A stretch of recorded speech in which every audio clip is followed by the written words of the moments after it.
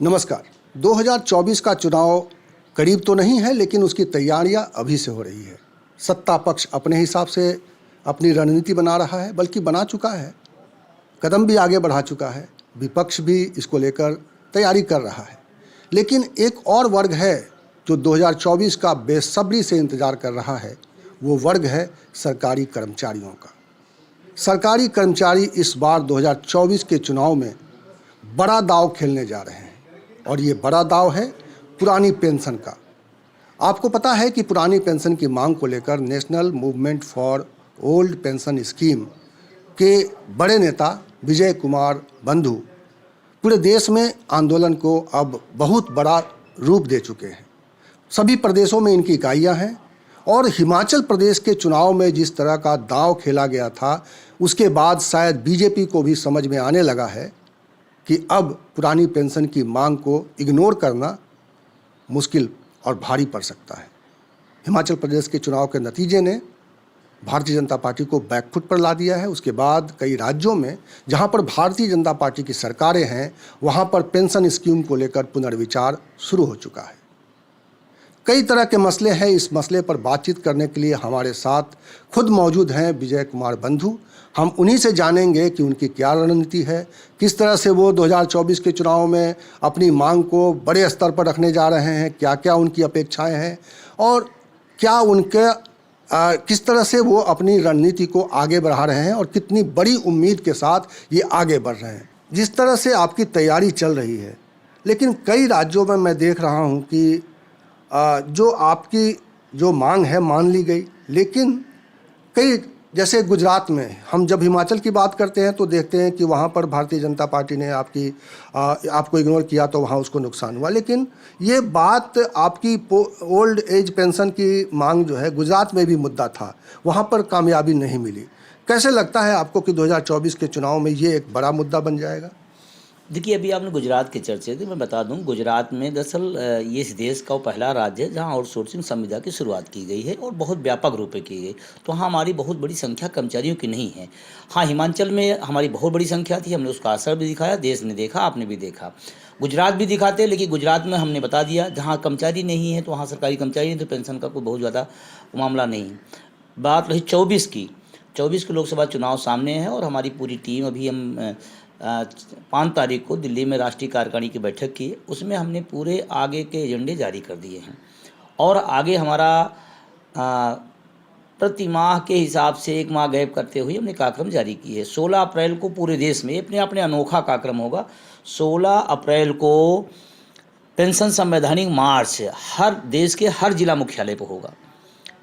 क्यों होगा? क्योंकि ये हमारा जो पुरानी पेंशन है, संवैधानिक हमारी अधिकार है, और इसीलिए उसका नाम पेंशन संवैधानिक मार्च रखा गया है। उसके बाद हम लोग 1 जून से पूरे देश में एनपीएस निजीकरण भारत छोड़ो रथ यात्रा निकाल रहे हैं। उसके बाद भी अगर सरकार हमारी बात को संज्ञान नहीं लेती है, तो हम सारे लोग 1 अगस्त से 9 अगस्त तक देश के सभी सांसदों के घर पर घंटी बजाओ अभियान करने जा रहे हैं। उनके माध्यम से अपनी बात हम रखेंगे कि हमारी आप सांसद हैं, हमारे प्रतिनिधि हैं, अपनी बात, हाँ, हमारी बात आप उठाइए, पार्टी में उठाइए, सदन में उठाइए, जहाँ भी आपको संभव वहाँ उठाइए, हमारी बात मनवाइए। उसके बाद भी अगर सरकार नहीं सुनती है, तो फिर 1 अक्टूबर को हम लोग दिल्ली चलो का नारा दे दिए हैं, और ये आर पार की लड़ाई होगी। पेंशन शंखनाद रैली दिल्ली के अंदर होगी, और इसमें देश भर के लोग, समस्त विभागों के लोग दिल्ली 1 अक्टूबर को पहुँचेंगे। देखिए, पेंशन कर्मियों की संख्या जो है, मतलब सरकारी कर्मचारियों की संख्या बहुत ज़्यादा है, और ये जो एक बड़ी ताकत है, और ये इस बात की लड़ाई लड़ रही है कि जो सामाजिक सुरक्षा का सवाल है, यानी कि जब हम पूरी ज़िंदगी काम करते हैं और रिटायरमेंट के बाद हमारी ज़िंदगी कैसे चले आगे, इसको लेकर एक सवाल है। और सरकार को भी इस तरह के सामाजिक सुरक्षा को लेकर एक संजीदगी होनी चाहिए, और यही सवाल ये लोग उठाते हैं। चूँकि एक ऐसा बहुत बड़ा तबका है जो उसके बाद जो उसका जीवन यापन होता है वो पेंशन पर निर्भर होता है, और ये एक समस्या, ये एक प्रक्रिया चली आ रही थी देश में, और अचानक इस पर 2004 में ब्रेक लगा दिया गया, और इसीलिए उसको रिवाइव करने की बात की जा रही है। लेकिन इसमें बार बार ये सवाल आता है कि इससे सरकार के ऊपर आर्थिक बोझ पड़ेगा, और इसको लेकर भी कई तरह की बातें होती हैं। तो ये जब सवाल उठता है कि सरकार पर आर्थिक बोझ पड़ेगा, और आप कहते हैं कि एमएलए और एमपी और तमाम तरह के राजनेता जो भी जिस तरह की सेवाएं दे रहे हैं उसको लेकर वो पेंशन लेते हैं। तो ये आर्थिक वाला पहलू है, क्या आप भी समझते हैं कि इसमें सरकार पर बोझ पड़ेगा? और क्या आपका अभी जो एक चर्चा चल रही है इसमें कि इसमें कुछ वैकल्पिक व्यवस्था बनाई जाए, जो पुरानी पेंशन थी एनपीएस में कुछ और रिमॉडलिंग मतलब उसको रिमॉडल करके इसको कुछ संशोधन करके उसको और मजबूत बनाया जाए, तो क्या आपको लगता है उससे भी एक समाधान निकल सकता है? या आप चाहते हैं कि नहीं, पुरानी पेंशन जो यथावत जैसे था वैसे मिलना चाहिए और वही एकमात्र विकल्प है? देखिए, सबसे पहले तो आपके दूसरे उत्तर को जवाब दे दूँ। देखिए, हमारा जो आंदोलन है, हमारे संगठन का जो आंदोलन है, देश के जो 80 लाख लोग इस तरफ देख रहे हैं, उनका एकमात्र है कि हमें हूबहू पुरानी पेंशन, हमें कोई संशोधन नहीं चाहिए। हमारा आंदोलन संशोधन के लिए नहीं, हमारा आंदोलन हूबहू ओपीएस के लिए है और हम लोग उसी पर डटे हैं, उसी पर डटे रहेंगे।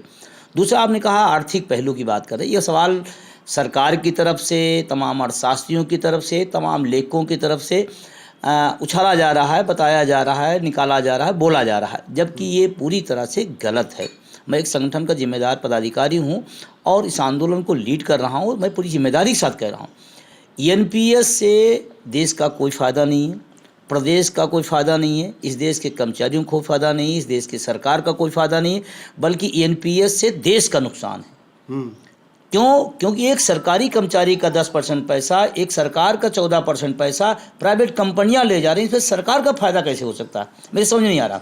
तो ये बहुत ही गलत चीज़ें फैलाई जा रही है, पूरे देश के अंदर इस तरह की बातें चलाई जा रही हैं, जबकि मैं बहुत जिम्मेदारी से कहता हूँ एनपीएस से देश का नुकसान है, बल्कि ओपीएस से देश का फ़ायदा है। ओपीएस से कर्मचारी का भी फ़ायदा और देश का फ़ायदा। क्योंकि ओपीएस में क्या होता था, जब जीपीएफ की व्यवस्था थी तो जीपीएफ हमारा पैसा हुआ करता था, लेकिन तत्काल में सरकार के पास रहता था, उसका सरकार भरपूर उपयोग करती थी और हम अलग अलग टाइम पर रिटायर होते थे तो अलग अलग टाइम, लेकिन पैसा उसके पास एक साथ जाता था, लेकिन रिटायर अलग अलग टाइम होते थे। तो वो बहुत बड़ा पैसा था जो एनपीएस जैसी व्यवस्था नहीं है। दूसरा जो मैं कहता हूँ, जो आर्थिक भार की बात करते हैं, 10% पैसा हमारा, 14% सरकार का, 80 लाख लोग देश में, एक औसतन, मैं गणित का विद्यार्थी नहीं हूँ, लेकिन फिर भी मैं एक बता रहा हूँ, एक औसतन एक चपरासी भी है अगर सरकारी तो 30,000 उसकी तनख्वाह है, इसका मतलब 10% उसका हुआ 3,000 रुपये। एक और क्लास 2 अधिकारी है तो उसका तनख्वाह मान लीजिए 80,000, 1 लाख है तो उसका 10,000 हुआ। क्लास 1 अधिकारी है तो उसकी तनख्वाह और ज़्यादा होगी। एक एवरेज में हम मान लेते हैं लगभग एनपीएस में किसी 3,000, किसी 5,000, किसी 10,000, किसी 18,000 से कट रहा है, तो एवरेज में 10,000 मान लेते हैं। 10,000 गुणे 80 लाख, सरकार अपने जितने अर्थशास्त्री हैं उनको बैठा के मल्टीप्लाई कर ले और बताए महीने में कितना जा रहा है और जा किसके पास रहा है। मजे की बात है, कंपनियों के पास जा रहा है, उसमें सरकार के पास। और अगर उसको 12 से मल्टीप्लाई कर दें साल के, इतना बड़ा मद अब लुटा रहे हैं कंपनियों को। तो एनपीएस से देश का नुकसान है, एनपीएस से ओपीएस से देश का फायदा है। देखिए, एक और हिसाब है, 80 लाख लोग हैं, सरकारी कर्मचारी 80 लाख, यानी 80 लाख परिवार, और 80 लाख परिवार किसी भी सरकार का तख्ता पलट कर सकते हैं। ये ताकत है और इस ताकत की लड़ाई लड़ रहे हैं ये गणित, जैसा मैंने कहा और जैसा इन्होंने समझाया मुझे, जो सवाल उठाए जा रहे हैं पेंशन को लेकर कि ये पेंशन से सरकार जो है उसको आर्थिक उस पर दबाव पड़ेगा, और बहुत सारे अर्थशास्त्री भी और नीति आयोग के उपाध्यक्ष भी इसको जब इन्होंने कहा था तो ये लेकर काफ़ी विवाद हुआ था।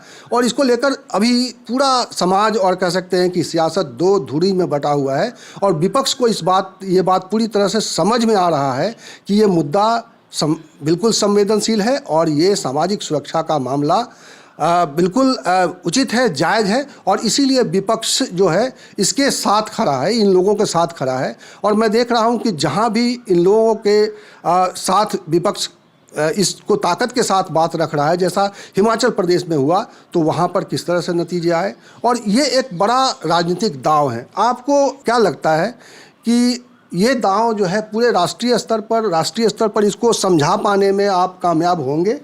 देखिए, जो हमारा वर्ग है, पढ़ा लिखा वर्ग है, वो सब समझ रहा है। हम लोग जितना समझा रहे हैं उससे ज़्यादा वो समझ रहा है और समझ गया है।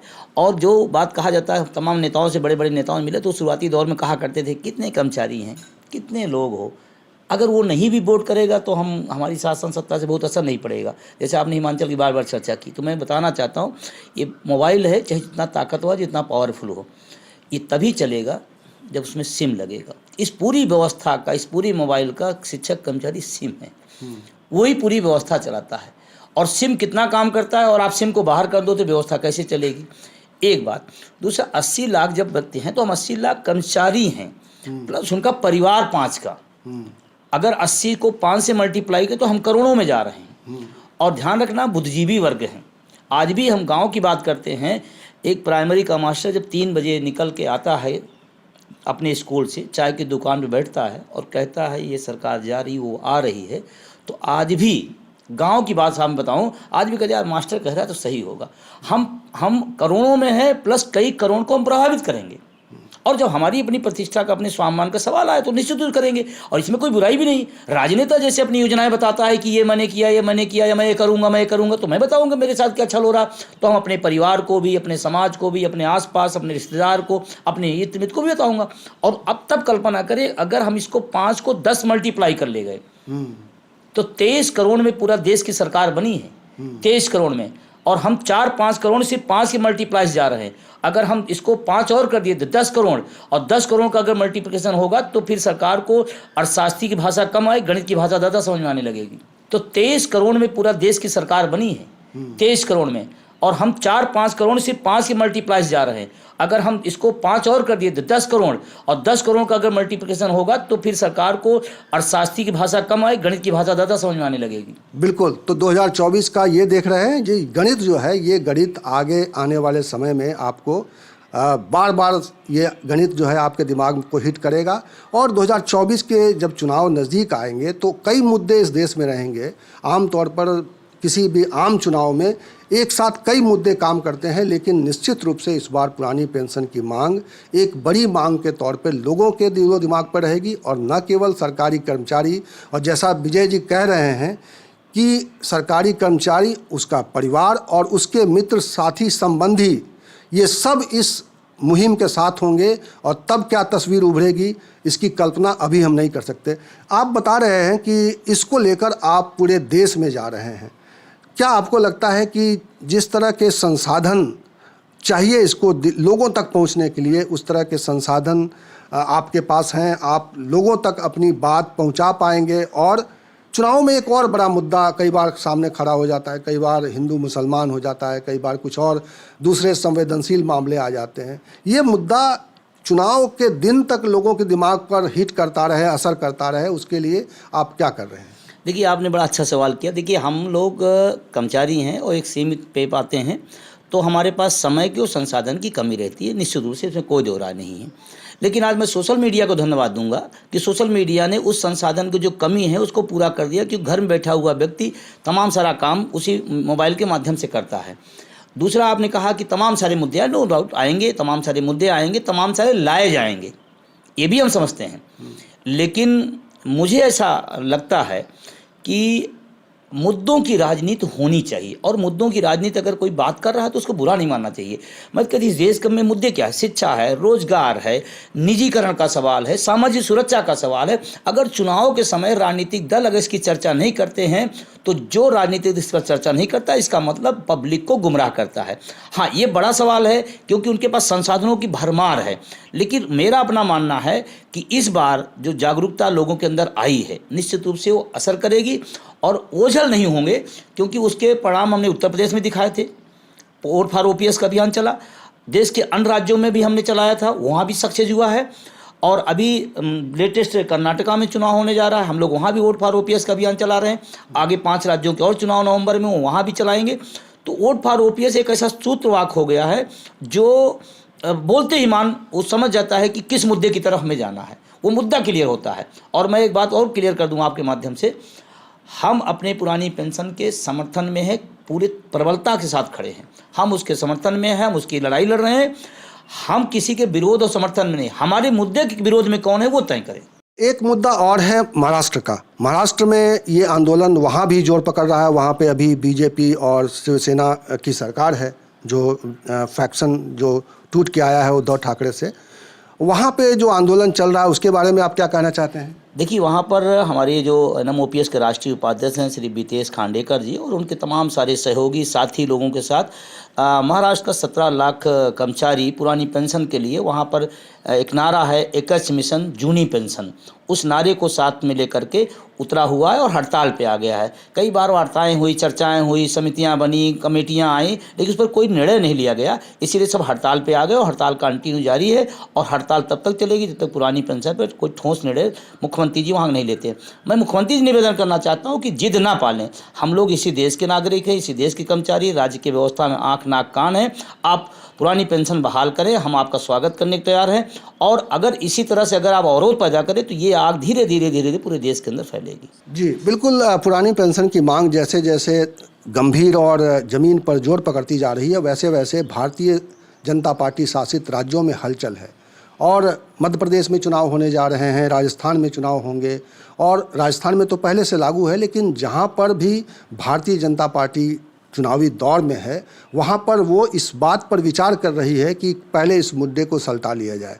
और ये दबाव निश्चित रूप से भारतीय जनता पार्टी पर एक पार्टी के तौर पर है, क्योंकि वो लगातार विजय अभियान उनका अभी तक ठीक ठाक चलता रहा है और इसीलिए माना ये जा रहा है कि चुनाव से पहले इस बारे में इस बारे में स्थिति स्पष्ट की जाएगी। और एक और चर्चा चल रही है इस वक्त कि NPS को इतना मजबूत कर दिया जाए कि पुरानी पेंशन की जो मांग है वो थोड़ी सी धीमी हो जाए, वो थोड़ा सा उसको लेकर एक लचीला रुख आ जाए, तो ये कोशिश भी चल रही है। और देखते हैं भविष्य में क्या होता है, किस तरह से इनका आंदोलन चलता है, किस तरह से सरकार दबाव में इसको लेकर फैसले करती है। और एक सामाजिक सुरक्षा का सवाल तो लोगों के सामने है ही, सामाजिक सुरक्षा तो होनी चाहिए। जितने भी बड़े देश हैं वहाँ का नागरिक जो है अपनी पूरी ज़िंदगी काम करने के बाद जब रिटायर होता है तो इस तरह से सड़क पर नहीं होता, इस तरह से लोग कहते हैं कि आत्मनिर्भर होता है। तो आत्मनिर्भरता लोगों की बहुत ज़रूरी है और इनका सवाल इसीलिए बहुत वाजिब है और इसीलिए सामाजिक क्षेत्रों में भी इसको लेकर चर्चा हो रही है, आम लोगों के बीच में भी इसको लेकर चर्चा हो रही है। मैं आपसे जाते जाते एक अनुरोध करना चाहता हूँ कि आपने हमारा चैनल सब्सक्राइब नहीं किया है तो प्लीज़ इसे सब्सक्राइब कर लीजिए और इसका बेल आइकन ज़रूर दबा दीजिएगा ताकि जब भी कोई नया वीडियो बने तो इसकी जानकारी आपको मिल जाए। ऐसे ही सामाजिक सवालों पर हम आपके सामने फिर आएंगे। विजय जी, आपका बहुत बहुत शुक्रिया। आप हमारे चैनल को सब्सक्राइब करने के लिए अगर लोगों से अपील कर देंगे तो। नहीं, देखिए मैं तो बहुत अपील कर रहा हूँ और करता रहूँगी, इसलिए कि देखिए आज का जो हमारा आंदोलन है इसी आपके ही चैनलों और मीडिया, सोशल मीडिया के माध्यम से बढ़ा है और हमारे आंदोलन की सबसे बड़ी ताकत यही है। तो निश्चित रूप से मैं कहूँगा कि सारे लोग सब्सक्राइब करें, शेयर करें और ज़्यादा से ज़्यादा लोगों तक इसको पहुँचाएं और सुने और इसी तरह के जो भी चैनल जनवादी मुद्दे उठा रहे हैं उनको आगे बढ़ाएं। निश्चित रूप से बहुत बहुत शुक्रिया। और मैं तो कहूँगा आखिर में कि चुनाव में आप भी नज़र रखिए, जो इस देश का नागरिक है, चुनाव में अगर मुद्दों पर अगर हम वोट नहीं करते हैं तो हम अपना वोट खराब करते हैं। इसलिए मुद्दों को गौर से देखिए और समाज की जो समस्याएं हैं, समाज की जो ज़रूरत है उसको पूरा करने वाले लोगों पर नज़र रखिए। शुक्रिया, आपने आखिर तक ये प्रोग्राम देखा है। धन्यवाद।